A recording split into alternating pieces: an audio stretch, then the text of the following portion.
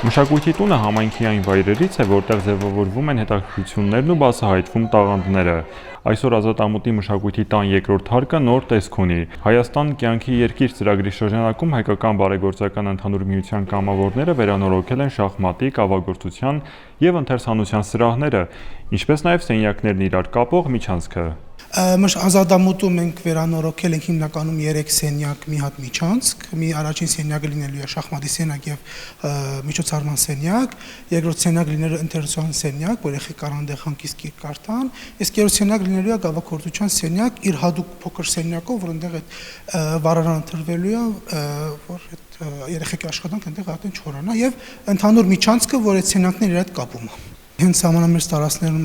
եւ համայնքներում կարեւոր է sense աշխատանքը, որ թիվ 1 երեխեքը ողջևորվեն եւ իմանան, որ իրենք մոռացված չեն եւ լիքը մարդիկ կան աշխարհում, Սփյուռքում եւ Հայաստանում, որ իրենց մասին մտածում եւ ուզում է իրենց կյանքը բարելավի եւ իհարկե ամենակարևորը, որ երեխեքը ողջևորվեն, մնան իրենց համայնքում, զարգանան, ընտանիքներ կազմեն եւ չլքեն իրենց համայնքներ գնան այլ մեծ քաղաքներ։ Մինչ վերանորոգումը երկրորդ հարկի սրահները անմխիթար վիճակում էին եւ չէին ապահովում երեխաների ստեղծագործական ու կրթական գործունեության համար անհրաժեշտ պայմանները։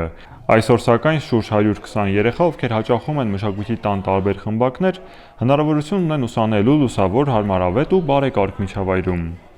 Ընդհանուր առմամբ վերանորոգվել է մեր մշակույթի տան Ազատամուտի երկրորդ հարկի 3 սենյակներ, շատ բան ու կարևոր սենյակներ են,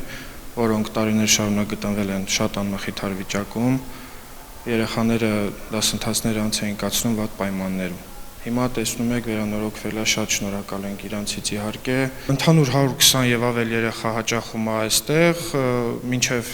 օրս էլ հաճախել են, հիմա էլի հաճախելու են ավելի լավ պայմաններում։ Շատ ուրախ ենք, որ այսօրվանից սկսած մեր երեխաները ավելի լավ պայմաններում են անցկացնելու իրենց դասերը եւ կրթություն ստանան։ Վերանորոգման աշխատանքներին մասնակցած կամավորները միջանցքում թողել են նաև խորհրդանշական անկյուն, պատին գրելով իրենց անվան առաջին տառերը, որոնք այսուհետ կպատմեն նրանց նվիրումի ու կատարած աշխատանքի մասին։